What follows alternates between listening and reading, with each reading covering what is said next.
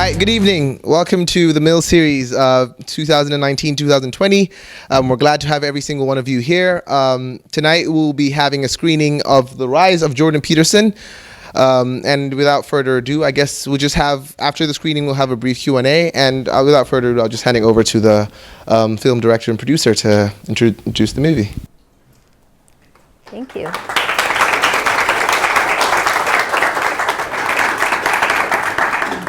So thanks for coming out on this rainy day. We're really excited to show you the film today. When we watched the conversation that Jordan had at Lafayette College, it was one of our favorite conversations. So We're really excited to be here to show the film. This is a culmination of 3.5 years of following Jordan around during the most tumultuous period of his life, maybe we'd say. Yeah, we're really excited to talk to you about it more afterwards. We've had a pretty annoying few days. We had a cancellation for a pre-confirmed venue in Brooklyn, and it's our second cancellation. This one we heard about the night before, so that was pretty disappointing, pretty deflating, especially because we never got a chance to speak to the staff members that felt that the content you're about to see is deeply offensive to them. When you guys see the film, okay, well, let's watch the film and let's talk about that, and let's talk about Jordan, let's talk about where we are in this part of the world with the political climate and the things that are kind of, people kind of lean in maybe to talk about. So let's just start watching it, and then we'll chat up afterwards. Looking forward to it. Thank you.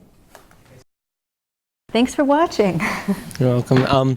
My question is about the young person who was the activist who at the end said he was against this documentary being made. How did you get him to agree to sit down?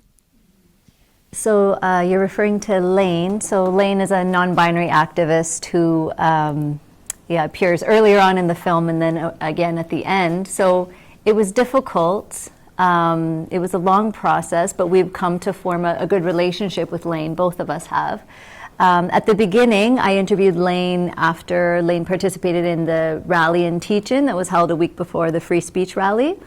And but afterwards, Lane sort of changed their mind and decided that they didn't want to participate in the film anymore because things were really tense. Like, I can't emphasize enough how tense things were, especially in Toronto in that first year. If you mentioned the name Jordan Peterson, it was really tense in the room.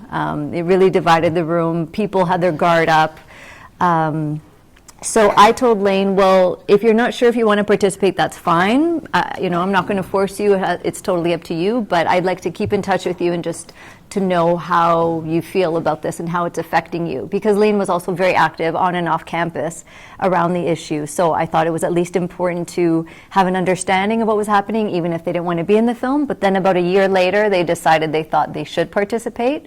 And it was almost like an ethical responsibility they felt for them to participate. So even though they state that at the end of the film that they disagree with the approach I took, they still felt like they should be part of it to represent their perspective.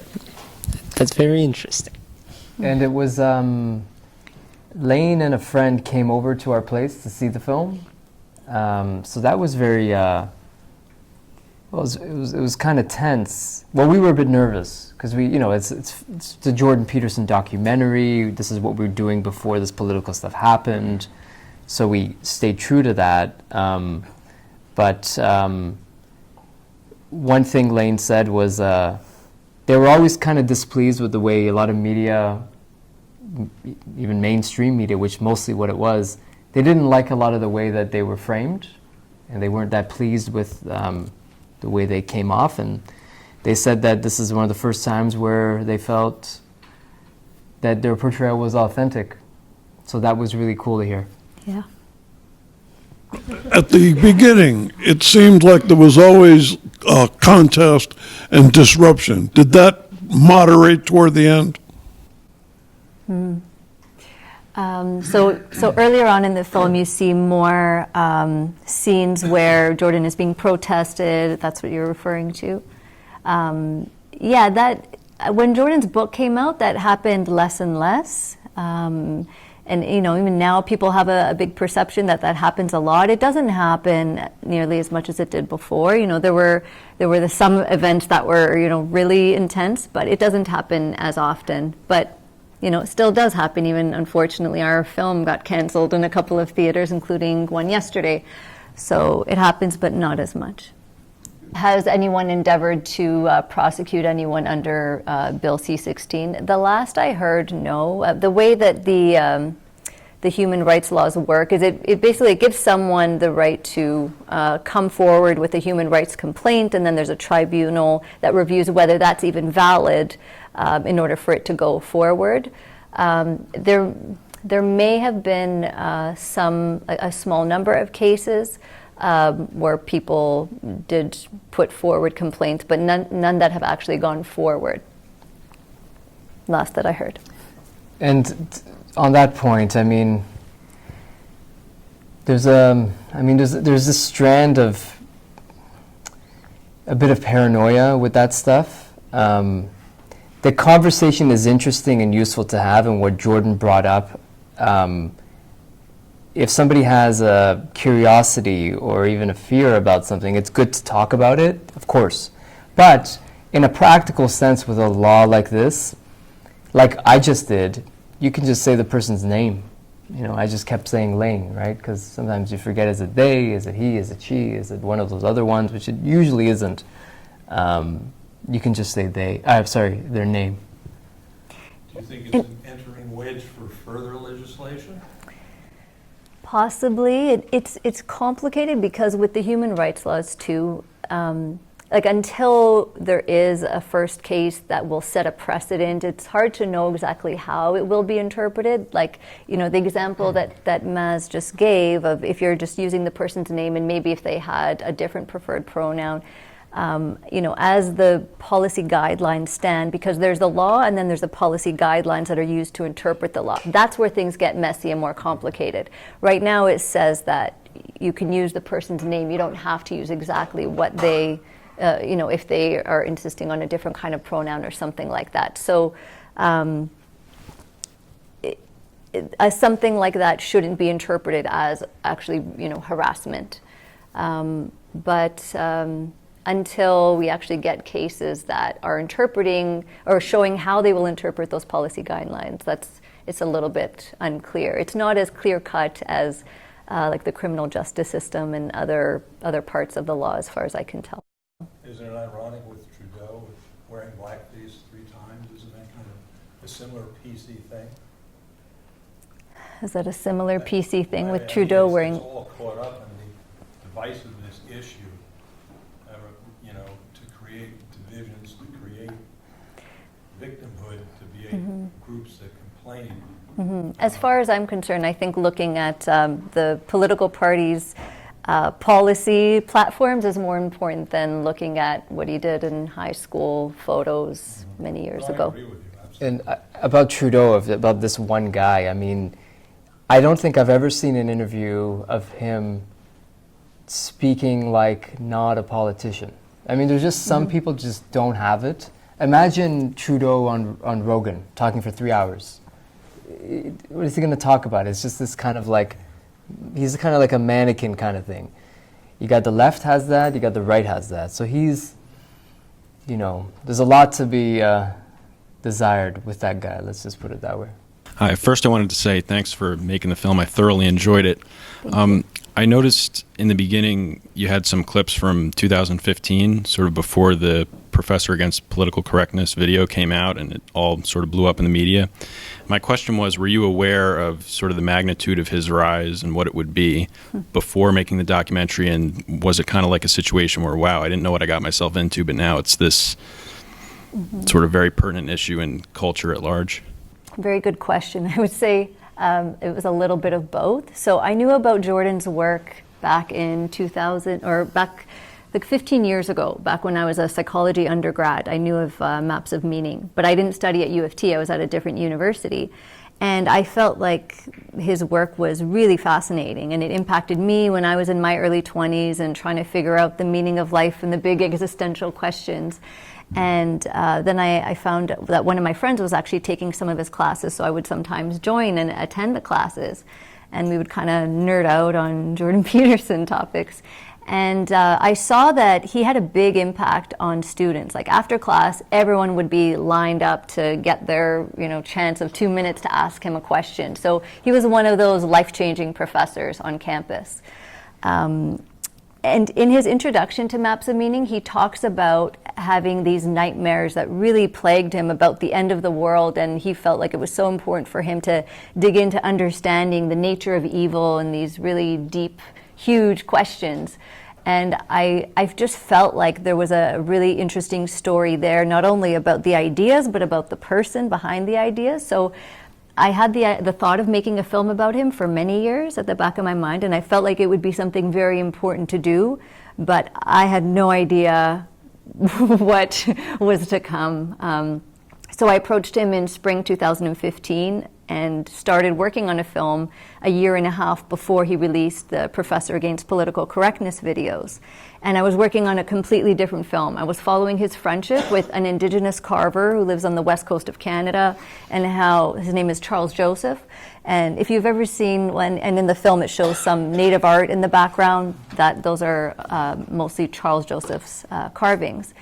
So Charles's family was adopting Jordan, and I have footage of them at a sacred potlatch ceremony together, and Jordan being given a name in Kwakwala, which is Charles's language. And so a year and a half into this film, suddenly Jordan releases those videos. It was sudden to me. I had no idea they were coming. And then there's news coming out. He's a bigot. He's a transphobe. Rallies happening on campus. I didn't know what to make of it all. And I started attending the rallies to film them, even though it was very different from what I had been focusing on, but it was such an important part of his life. And then about 2 to 3 weeks later, I decided I needed to make a different film because I couldn't fit all of the content of both stories into one. And it became really important to me to really listen to the different perspectives of people who were in opposition to him, student groups that were forming in support of him. And that's what culminated into this film. Quick question about his sort of the Lindsay Shepherd debacle and sort of the controversy around Brett. I can't remember the Supreme Court. Brett Kavanaugh's nomination, and those two particular issues, which I think perhaps are some of his more recent controversies.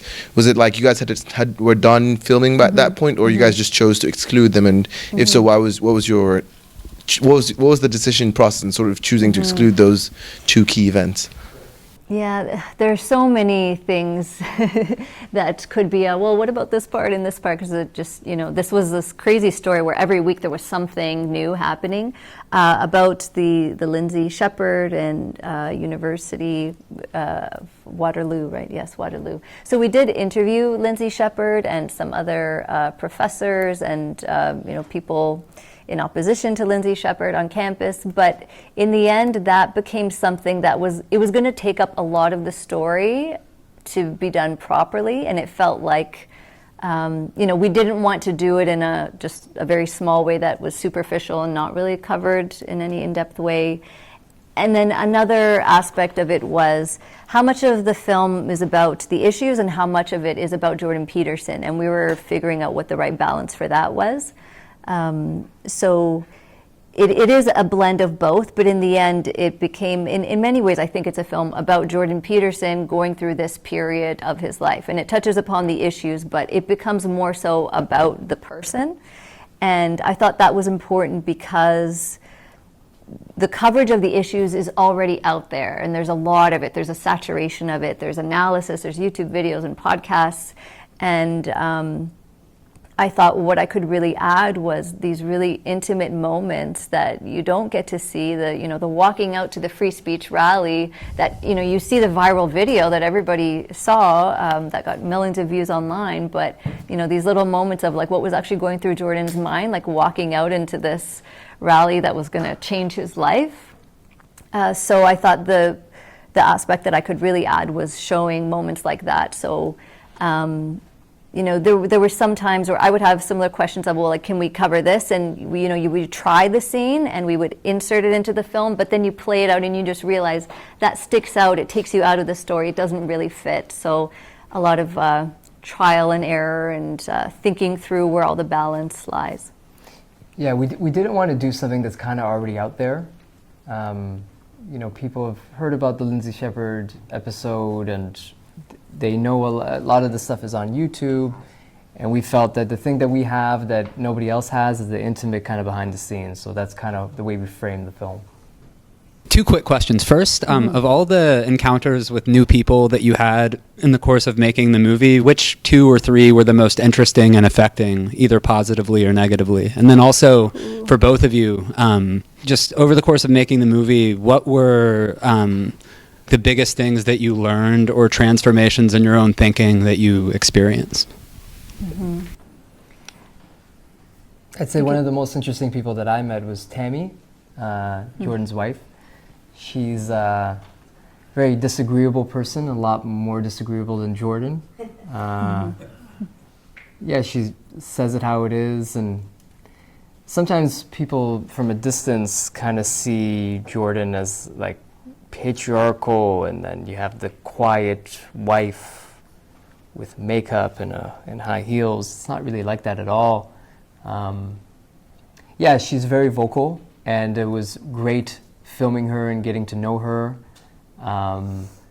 And when she went through the health issues that we heard about at the end of winter, we saw how important she really is to Jordan, and how much of a rock she is for him.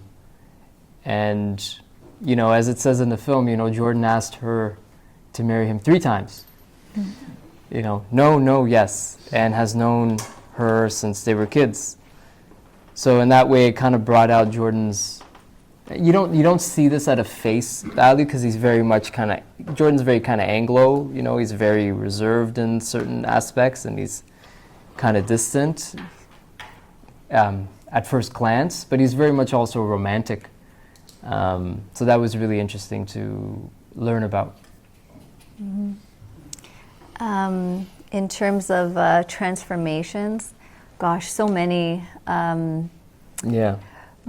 Before Jordan released those videos, and before I was forced to explore these topics of political correctness and what's happening on university campuses, the Human Rights Bill, my own politics, I've always been more left of center.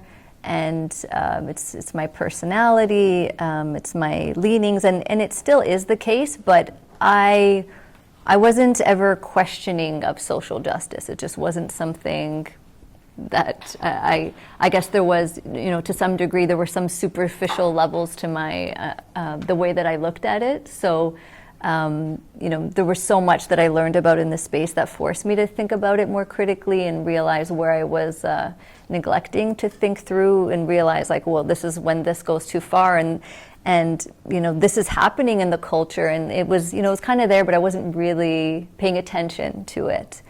So there was a lot of that. It was a surprise to me when Trump was elected, so I was in my own bubble with that, and this elucidated a lot for me about why that happened. And on a personal level as well, this is my first feature film, so there were a lot of challenges I had to climb through in order to get to this level, to make sure that I was in control of you know, where the final story would be, because it was really important for me that it was done in this really nuanced way. And there's kind of opposition to that along the way, because that doesn't necessarily sell, as we're still, you know, facing that now at this stage as well.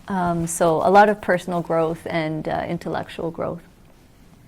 Something I want to tack on to that is in this film, I kind of, like, in my 20s, kind of around the age of a lot of you guys, I went to Brazil and I lived abroad, and I saw what like immense poverty looks like face to face, and I was like, this is like, I can't even begin to deconstruct or even be helpful here.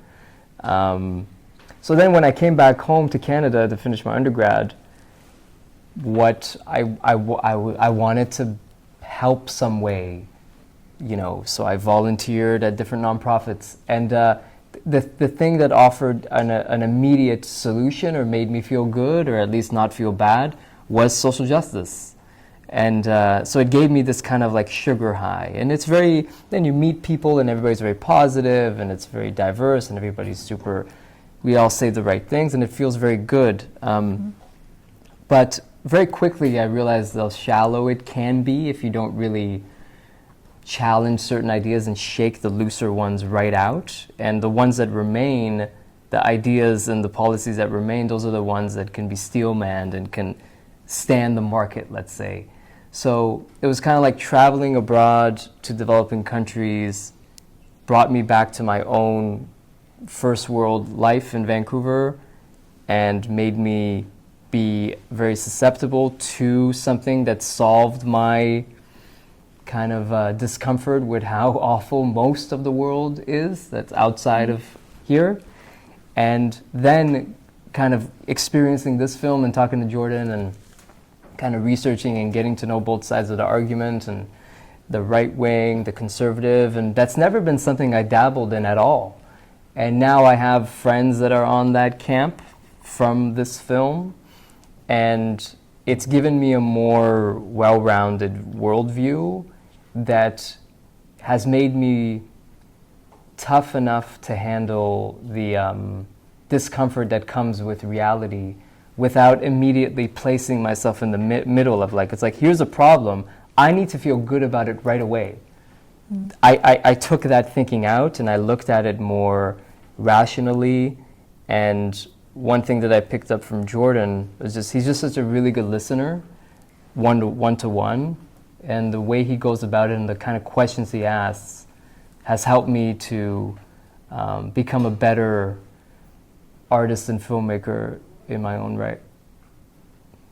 So one question that I had, just spending so much time with Peterson and sort of like seeing how he operates, what were certain things that you learned about Peterson over the course of filming that you think are sort of like interesting quirks in a way?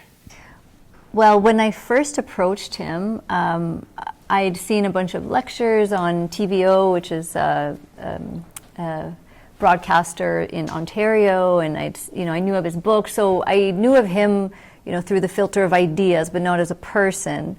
And gosh, he's a very quirky person, very idiosyncratic person. Like, I didn't know about all the artwork that fills his home, literally covering all the walls. Although his home is going through another renovation right now, and apparently Tammy said there doesn't need to be Soviet artwork all over their home, so that's changing.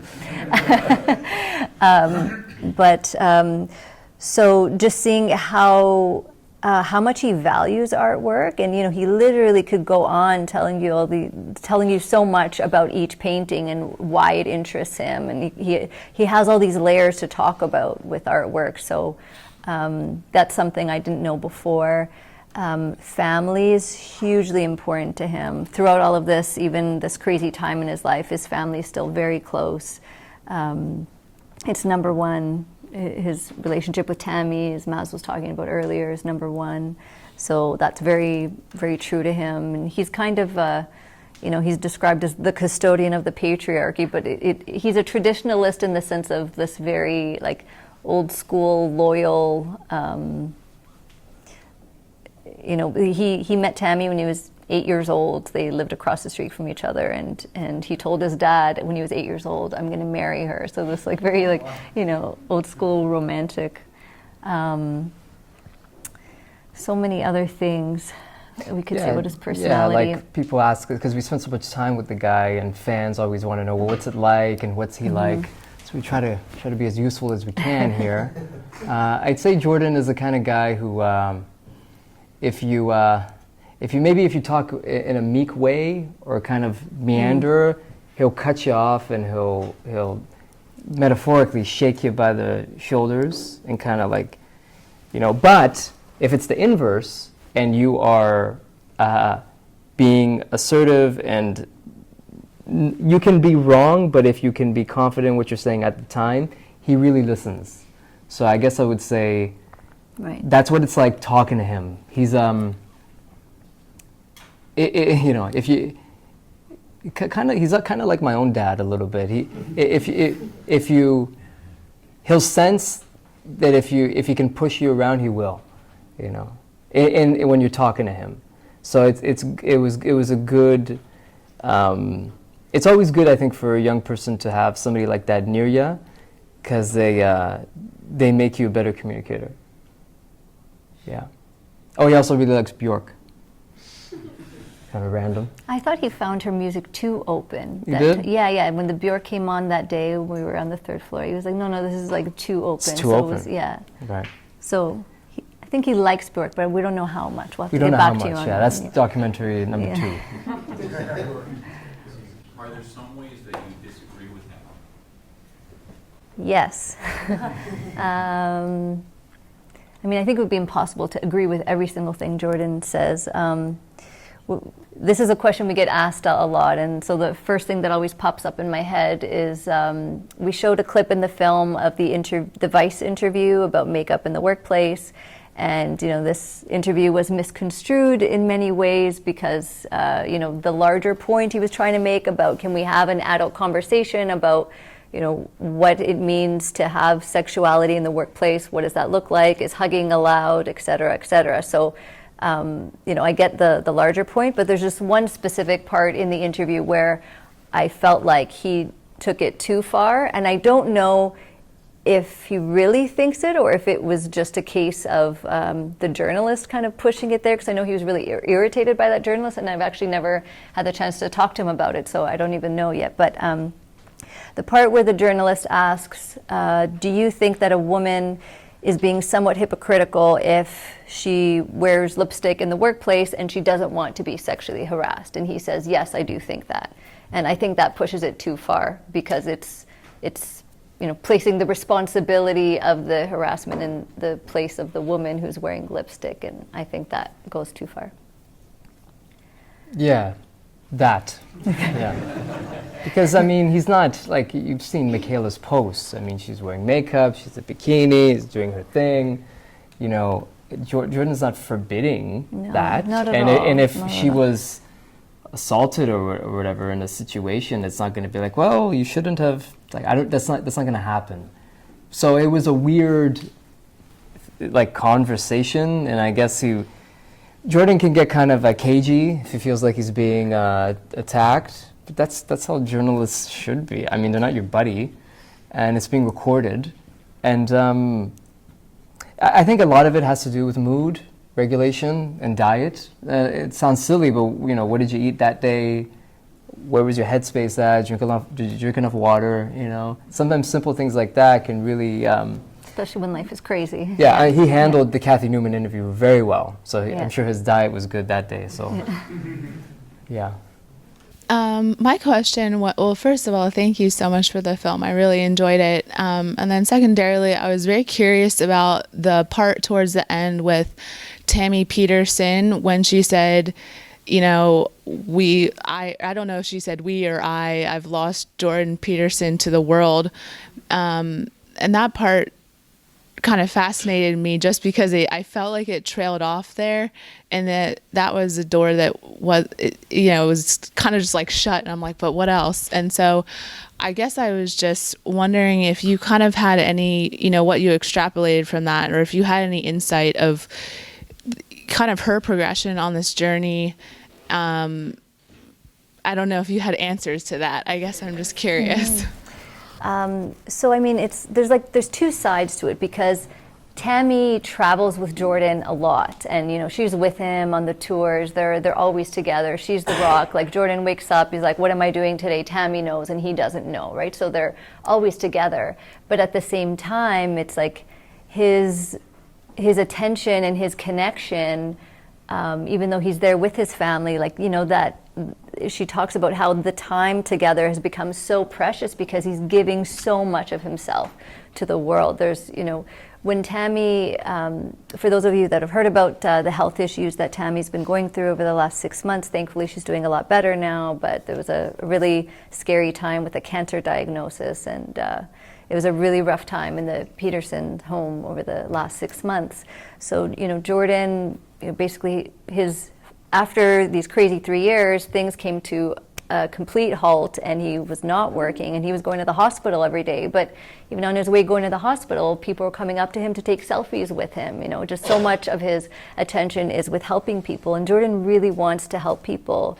And he's agreeable. He gives of himself a lot. Maybe sometimes, definitely sometimes too much. He's not that good at setting boundaries for himself. Michaela and Tammy are better at doing that for him. So it's this interesting way where Tammy's on the journey with him, but at the same time, there are parts of the nature of their connection that have changed because his relationship with the world has changed. And I don't know if either of them know exactly where that will go from here. So it'll be interesting to see once he comes back into the public eye. And let me tie it into something that you probably want to know. What was it like showing the film to Jordan? Right. So it was in the summer, we had locked it, because of course you finish the film, send it to your distributor, and then you show the film to the people that earn it, because it's finished. Journalistic integrity, and to make the viewing more stressful. Of course, yeah, that was stressful. It was extra stressful because we had to do it at the hospital. Tammy was bedside, Ivy, Jordan was there, Jordan's mom, and we had to reel in our little MacBook. We spent so much time with the color mix and the color correction ends up just being on a laptop without speakers, because you want to impress the people that shared so much of their lives with us. And yeah, it was a pretty, we watch, just like I was doing in the back, we watch people watch the film. We've seen it like 80, 100 times. So we're kind of watching Jordan and Tammy watch the film, and yeah, that part was kind of stressful. He was, actually, that's funny, I'm doing it too. In the same way, he kept playing with his wedding, he was playing with his wedding ring, kind of fiddling, I'm doing the same thing. Yeah, so it was this kind of stressful part. 2 parts were very stressful, of course, the Bernie part. Oh, and I should tell you this too, this is kind of crazy, I guess. Bernie passed away, the bald gentleman who hired Jordan at U of T, his friend and colleague, the one who wrote the article in Toronto Star. This was just a few months ago. It kind of came as a big shock. It was something to do with the brain. Anyway, so he passed on, and Jordan and Bernie never actually got a chance to talk. Nothing was resolved face to face. So it's this very real kind of like Ghost in the Machine thing where Bernie and Jordan, and the way Patricia cut it, they're kind of having a conversation. Bernie says this, Jordan responds. Bernie says this, Jordan responds. We felt we had to put Bernie in the film because people keep asking us about it. In Toronto, it was one of the top conversations outside of the people that already like Jordan. So people kept asking us about it, so we're like, okay, we need to interview this guy. And then we felt it's only fair to interview Jordan so he can respond to it. So we actually flew to LA just to do that because he was touring at that point there, so we had to do that. But those were 2 very stressful parts. And when we were watching the film with him in the hospital, I think he shed a tear right at that time, at that part in the film. And when I watched him that way, I was reminded of something that's really important to remember, and this is something that I wish I was more thoughtful of earlier on, is that don't walk away from the people in your life just because you disagree with them politically. And life is really, it's such a cliche, but it is short. And I think that's really important to remember, because people just really don't talk to each other anymore, left and right, right and left. I don't see one better than the other. It's just different parts. Academia and arts more left, and industry and business might be more right. But it's pretty sad the way it turned out. But we were happy. Well, a useful thing is us being able to say that to you guys as kind of like a reminder that people also die, and the ideas, political ideas or thoughts, are just not as important as that. quickly, regarding the substance of the disagreement between those two, did you ever hear Peterson respond to Schiff's specific claim that he's sort of replicating the authoritarian model that he has studied so closely? I mean, I think Jordan doesn't agree with that aspect of the article. Trying to think of what he specifically said about it. I don't think he if did. it comes up for you there, but did he? I mean, don't think we went through a lot of different parts of the article, and we had that conversation with him. But I mean, he was very uncomfortable in that conversation. This was the first time he responded publicly to the article. He had refused to with anyone before that, and. I mean, in addition to like there being all these personal layers to it, it was just, I think he felt very defensive in replying to many aspects of the article. It was a shame because Bernie never saw what we saw. We went on tour and we saw young people like in tears, and it was when they saw Jordan. So it's generally speaking, it's mostly quite positive, especially after 12 Rules for Life came out. Things just got very cleaned up. I mean, it was self-help. It was like, guy asked a question. He's like, in LA, this guy asked a question in the VIP section. He's like, my wife has terminal cancer, Dr. Peterson, what should I do? And so Jordan asked him to come, pull him aside, and they have a conversation. It's like Bernie never saw that stuff. And so I think in some ways Bernie kind of missed the mark on that. And again, that has to do with when you don't talk and you don't go on the other side of the border, you can, and Jordan has done this too though, you can make this cartoonish kind of caricature of a monster figure that wants to destroy everything. And that's very true also because when we showed the film to Lane, the trans activist, and they were at our place, Lane, one of the first things Lane says after it is, do you think Jordan would have a beer with me? Because it was one of the first times that they heard Jordan speak in his own words, as opposed to a journalist that they trust who only reads other journalists, and it's kind of gets amalgamated, but here it is. This is what Jordan thinks. This is what he said.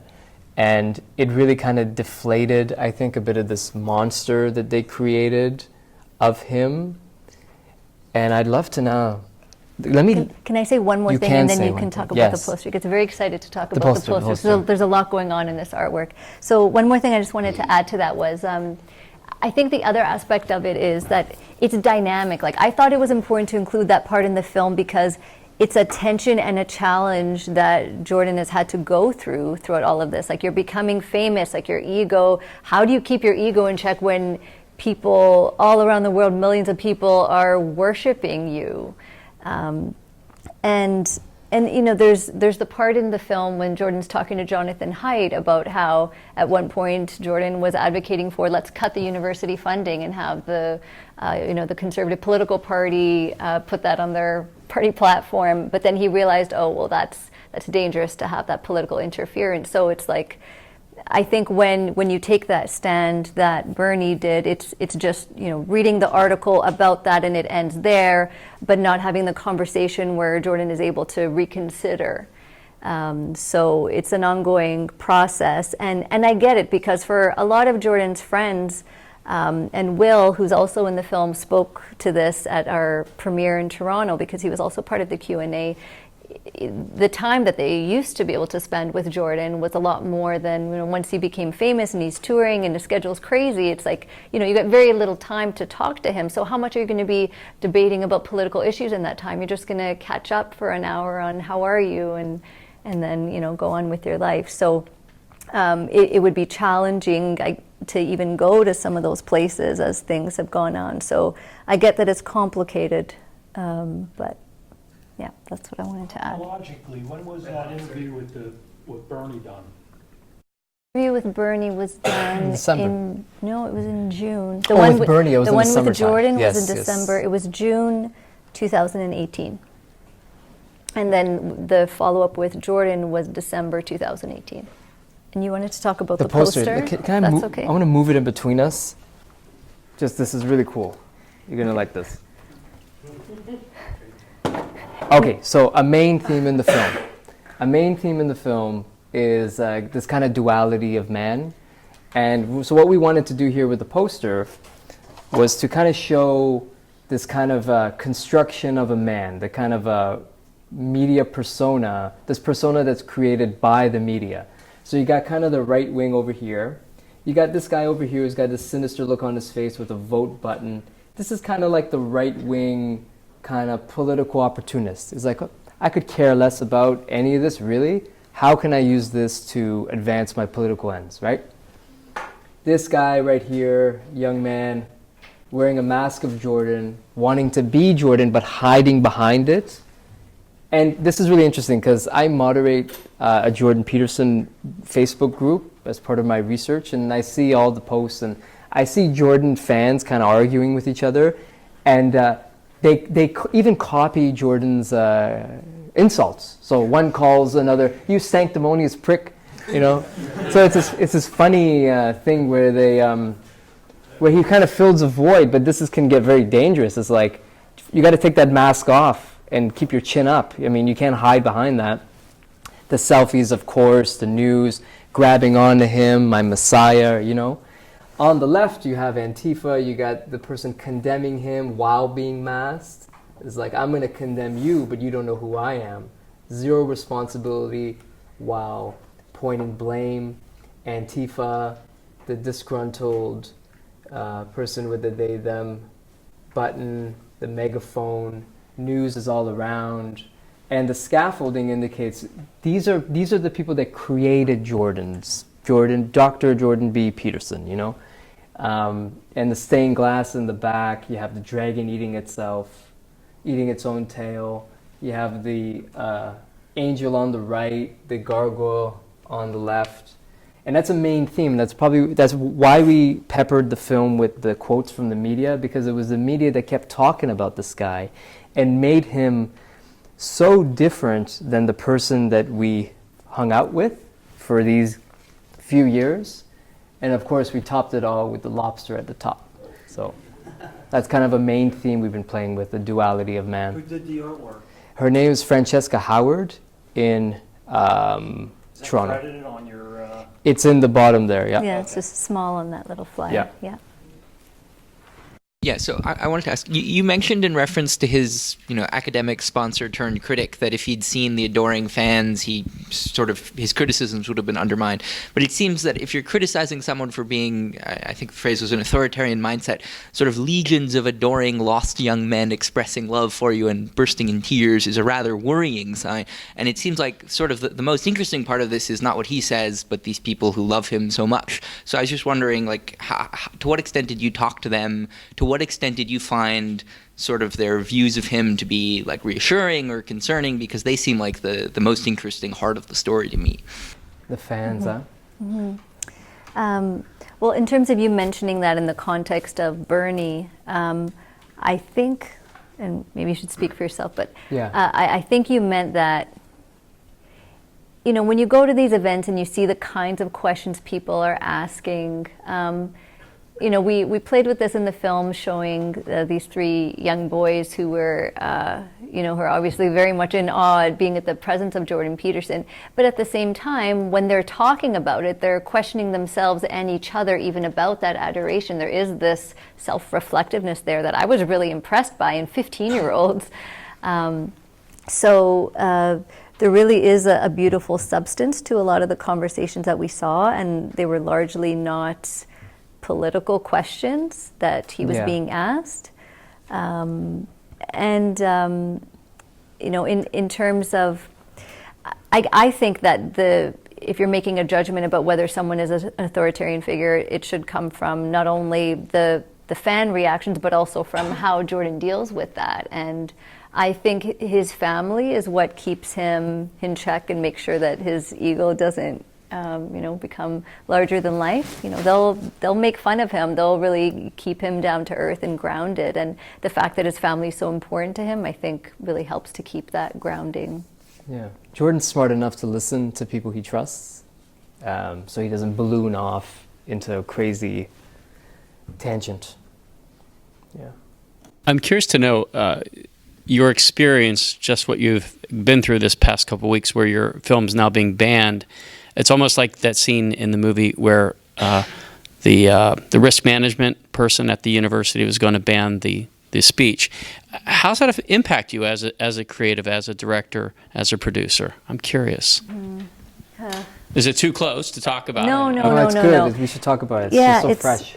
well, and there's all these layers to it. It's I've been having a lot of conversations with other documentary filmmakers in Canada, part of this like online chat forum about it, and there's been a lot of heated debate about this. And one of the criticisms I've been getting is that with news coming out of the film being canceled, it's like we're adopting the right-wing narrative of Jordan Peterson, of the shutting down narrative, like we're adopting that narrative. And that's a frustrating thing to swallow, especially on a day like yesterday when we were supposed to be having our screening in Brooklyn, and we were just so deflated and disappointed that we were shocked to get the email at 11 p.m. the night before, and here we are. We made our way to Brooklyn, and it's canceled. So it's frustrating to hear these comments of us adopting a narrative as if it's not reality that it happened.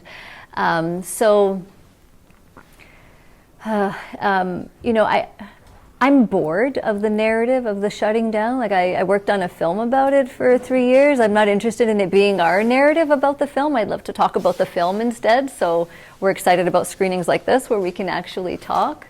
Yeah, I guess that's what I could say about it for now. From a producer's point of view, it made me quite mad because it really messed up our margins. It's so, I guess if I was a younger guy, the temptation, the seduction of partisanship it can be very tempting. Like it's so tempting just to be like, okay, I'm going to the right, I'm switching over, I'm going to rail against these SJWs, I'm going to get them, I'm going to make them pay for what they did, It's tempting, but Patricia keeps me in check to not do that. So I guess that's the effect. And I think for a lot of people, and some of the people you guys might follow on the internet, is this kind of stuff can radicalize people. Like I have this one friend who is a prof at a university, and he wanted to do his research on, this was like 10 years ago, so this is very interesting and very relevant today. He wanted to research how video games are affecting young men and how they view the world. It's like, wow. So, and I'm sure people are doing that now, but he was one of the first ones to bring it up. His advisor said, no, you don't need to do that. You should be doing something to do with a marginalized group, You don't need to be doing something that has to do with men's rights. And he got really choked. It's like he wanted to be in this PhD program. This person is saying, no, I won't support you if you do this research. I want you to do this research. So he had to oblige. And what did he do the next? He started watching Encounter videos. He started to jump into political things that isn't really how he is, but he wanted to do it out of spite. And he wanted to get them, and he wanted to say, yeah, Trump won. Yeah, that's what I wanted, get those guys. Because he was mad because he felt ripped off, but he has no recourse to respond.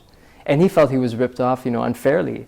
So that can be the result of this kind of stuff, where you're being labeled X, Y, and Z about things that we know what happened. We read the email, we lost the money, the event didn't happen, we refunded everybody.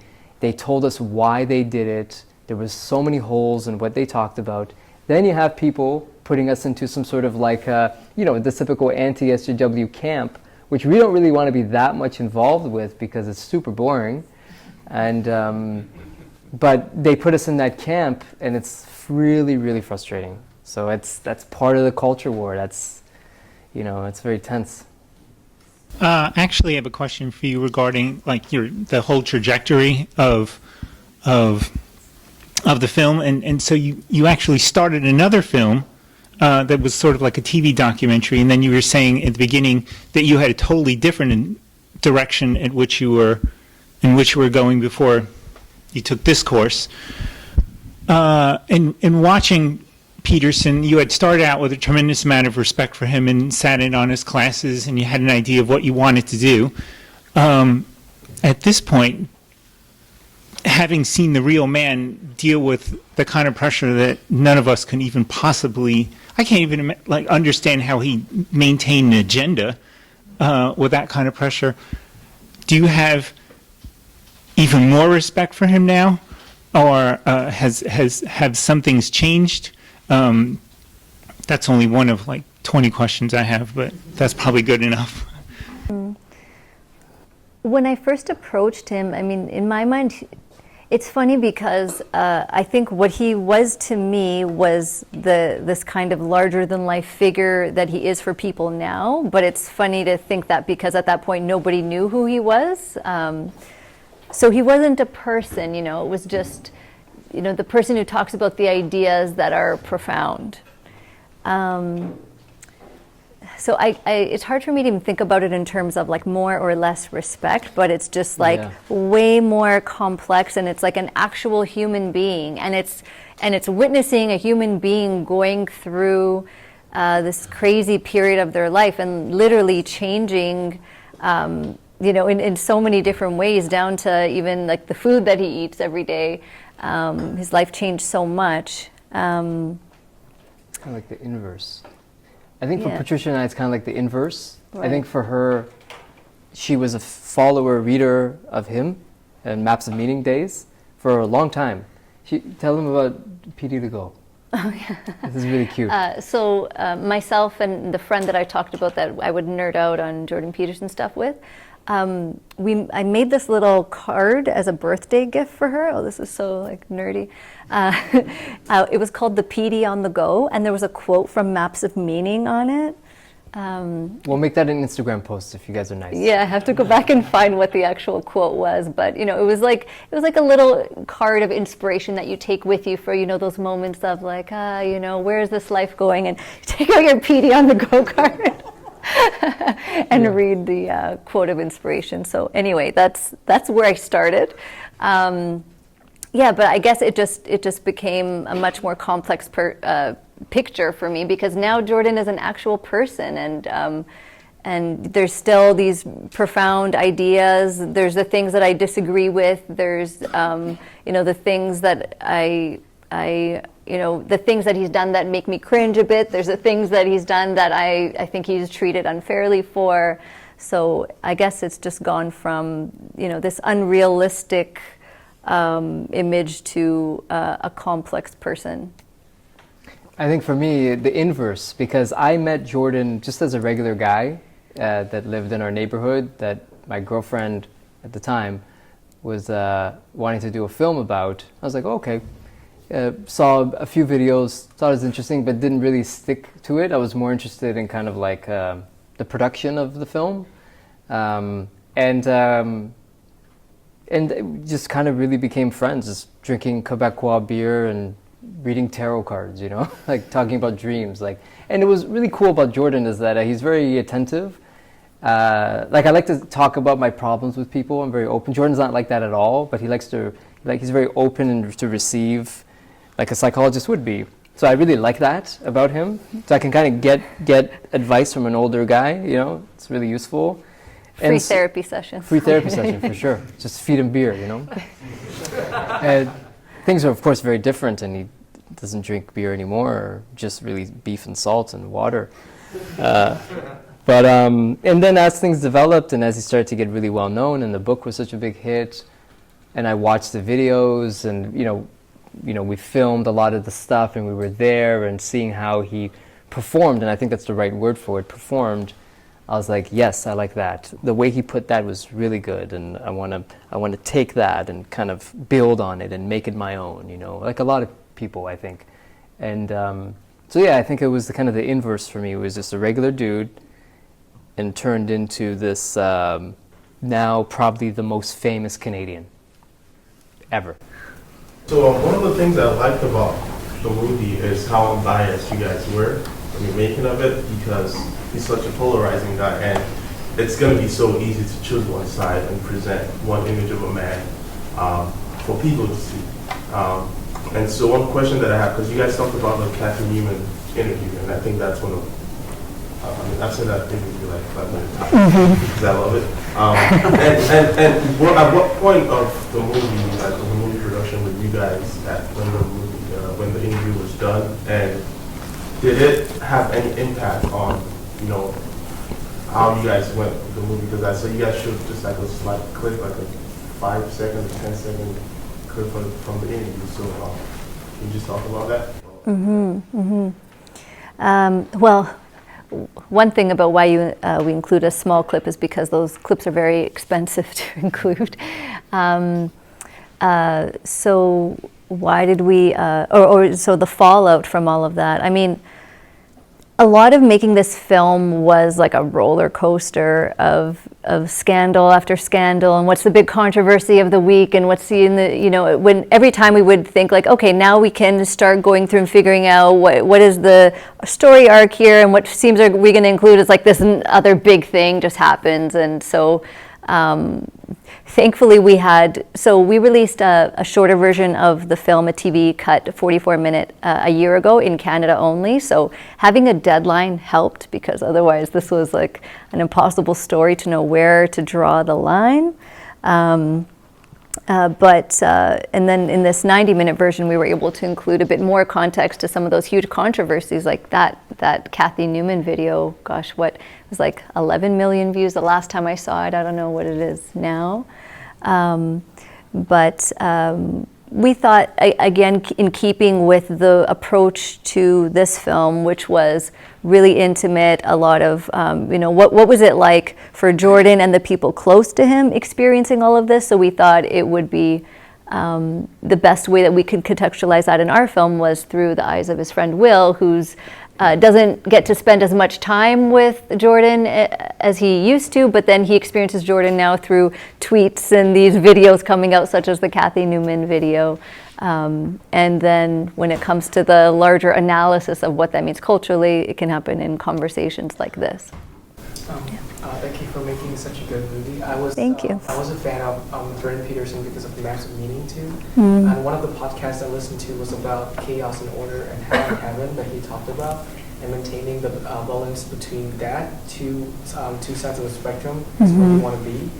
And I was wondering through all this controversy that maybe if he not only identified the far left as his opposition, but also the far right, it could have been less of a controversy. You know what I mean? Yeah, because like he should have like maintained himself as a middle man. But did he do that? And was it like, did he make an effort to do that, or did he, and it wasn't as remarkable or significant because everyone was on the run? So great question. There's a lot to say about that. So for me, one of the most important scenes in the film is the conversation that he's having with Greg Hurwitz. It's in 2015, and he says to Greg, I don't want to become the opposite to neo-Marxism. And he's recognizing the fact that as soon as you're stepping out and opposing a certain idea, it's very easy to become possessed by the opposite of that. So he was aware of the challenge of if he's going to be challenging or stepping out of that kind of more central place, he's putting himself at risk. And another important scene is when Jordan is in his office with Michaela after the free speech rally, and that comes up again because Michaela's like, oh, was it, who was being violent? Was it your side or the other side? And he was, very attuned to, well, what do you mean my side? But I think as the controversy went on, and as it became very clear that there was one side that was very much in opposition to him, that hated him, that was not listening or giving him the time of day, that was misconstruing what he was saying, like the Kathy Newman interview, that's happening on one side. And then the other side is like, hey man, we got your back. We have so much support for you. We love you. We'll help you do a fundraiser, etc. I think it became harder for him to maintain that balance in the same way that he did initially. Just because he's human and there's all these forces coming at him. But another aspect to that is a question he would get asked a lot in those early days, because he was criticizing the radical left, and he wasn't in those early days criticizing the alt-right. I know when I personally asked him about it, he kind of felt like, well, I'm speaking out about this issue is coming from an academic, and that's the issue I want to speak out about. Why do I necessarily have to be speaking out about that too, just because of that? That was sort of the response that I would get from him. But later on, he came to draw more of a line there, and he started to get into some Twitter arguments with white supremacists, and who early on thought, oh, well, you know, this guy's really smart, and he's an enemy of our enemy, so maybe he's our guy. But then they came to realize that he's not their guy, and he's preaching a philosophy of being an individual. And that goes in direct opposition to what they're about. And I think one of the first online criticisms we got of our film trailer was from like a white supremacist who rejigged our trailer and mixed it with the Joker, and I don't know, it was kind of weird. Yeah. Hi, I am only peripherally aware of Jordan Peterson before your movie, so this to me was more of an introduction. And so I'm getting a sense from the from your movie, from your documentary, of pieces of fragility that you show, and I don't know if that's intentional or that's in my head. But the 5 minutes to midnight, the identification with these dark characters of power, and especially the opening, the early on in the documentary when they're sitting at the table together, and his daughter, his father, his wife, and he's answering questions, self-assessment kinds of questions. I wonder why you put that, why you opened that way, and what your intention was, and what really was going on there. Mm-hmm. So Jordan has a personality test that he's released publicly, and at that point in the film, it was still in its beta stage, and so they thought it would be a fun thing to do for the personality test to be done on himself, but with the family kind of making sure he was keeping in check with answering the questions honestly. So that's what was happening in that scene. And I mean, he is a psychologist, and his personality test is known, and I thought it would be an interesting way for us to get to know some of his qualities as a human being, because I think for most people what's striking about this film is getting to know him that way, because there's an absolute saturation of content about Jordan Peterson in the media world, but nothing like this, nothing like these moments of seeing him as an embodied human being. And it's interesting because most people seem to welcome seeing that dimension, but we've received a little bit of pushback from some people that seem to wish that the film was just more about the ideas. They're even like, you know, why do I need to hear from his wife? And it's like, okay, well then go watch the talking head video that's already on YouTube. You know, this is bringing another dimension to it. And so another thing I'll say about that is, when we first were coming out with the TV cut of the film on CBC in Canada a year ago, we were over at a friend's house and we were showing the trailer to friends of ours, a couple and their 5-year-old daughter, and we watched the trailer together. And then at the end, she looked at me and she said, the 5-year-old looked at me and said, "See that man with the beard, is he good or is he bad?" And, you know, I love the honesty of children, because I think what she asked is really the question underneath what a lot of people were always thinking. Like, it's the question that journalists always ask us, but it's in different forms. But it's really like, okay, so is he the devil that people always talk about, or is he the angel that people always talk about? It's like this thing underneath that people are asking on some level. So that's another reason why I thought it was really interesting to focus the film on really the person and the duality. And, you know, we play with masks a lot in the film, and in Jordan's very influenced by Jungian philosophy and the idea that, you know, you have to get to know the monster inside of you if you want to be a good person. So there's a lot of layers to all of that, but in the end, there's this picture of complexity, because, you know, he's good and bad, just like everybody else, just like you, this person who's judging him. So I thought that was a really important theme to bring out, especially in the context of this happening in the culture war, and of with people all having these righteous opinions of who's right and who's wrong. I thought that was a really important theme to draw out in this story. Just to ask about, you mentioned that you weren't sure what point to end the film. So are you going to keep on recording him because you sort of don't know if like there's another Jordan Peterson resurgence, if there's going to be another chapter of his life that's going to be really integral, sort of like continuing to understand the person that he is, and would give further illumination to this current movie? Or is this sort of like end point, you have other projects you're moving on to? Well, right now our plan is to go back and finish the first film that we started. So I mentioned having started this film about Jordan and his friendship with Charles Joseph, and Charles's family adopting Jordan, and there's a lot of really rich and interesting layers to that story. It's tentatively titled Mehala, which means to dream in Kwakwala, which is Charles's language, and that's because so Charles has very vivid dreams. He dreams about what he's going to carve, and his great-grandparents visit him in his dreams. And then Tammy has a really rich dream life, and Jordan says that Tammy dreams for the both of them. So she'll dream and then he'll interpret the dream.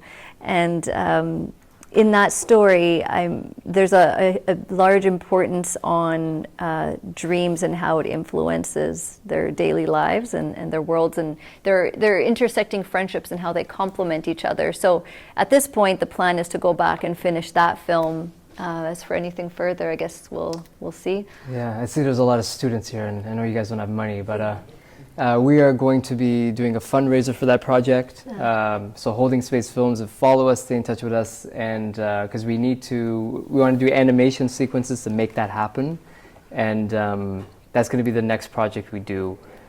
Yeah.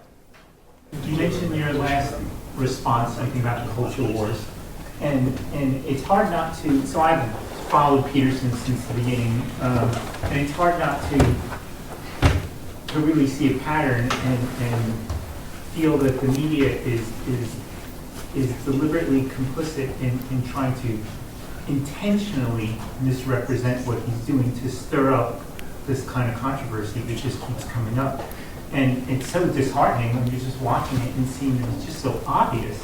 Mm-hmm. And I wonder, as filmmakers, when you were following him around, if people had a preconceived idea of what your intentions were and had sort of antagonism directed towards you, feeling, or that they were really just trying to start something up with you, Mm-hmm. and really just destroy, because that's really what it seems like they're doing, because it sells tickets.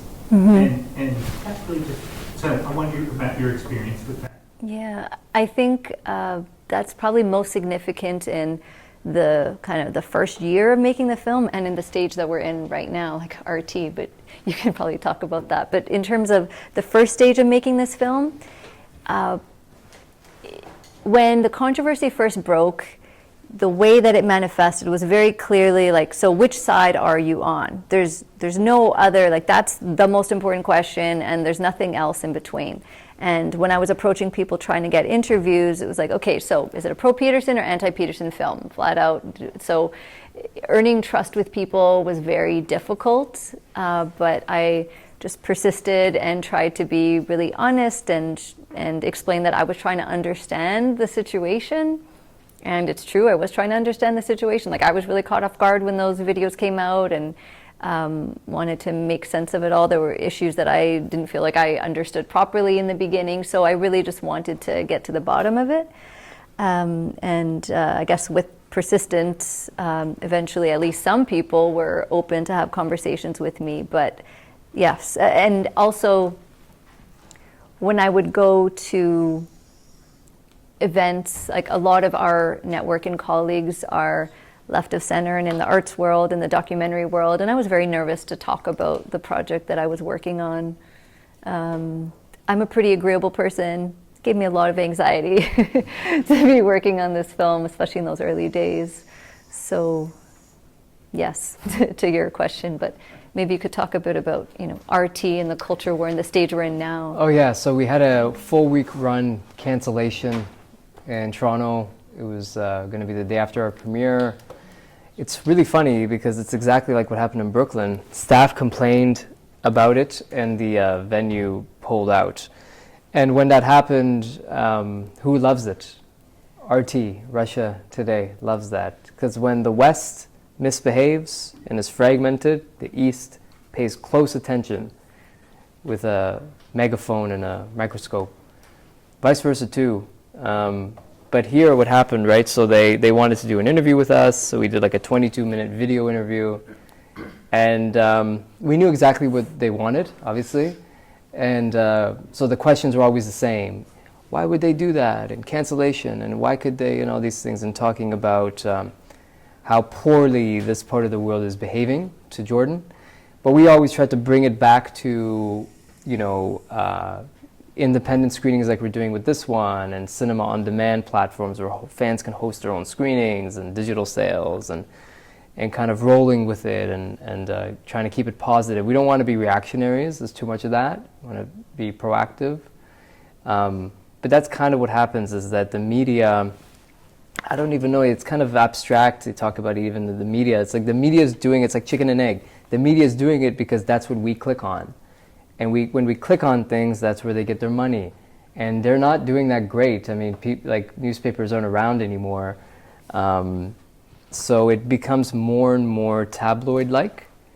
And it's really funny to me to live in Canada, growing up in Canada, and to come down here, go to a bar, and then see the TV of you guys' political ads. It's like WWF, or E now, WWE.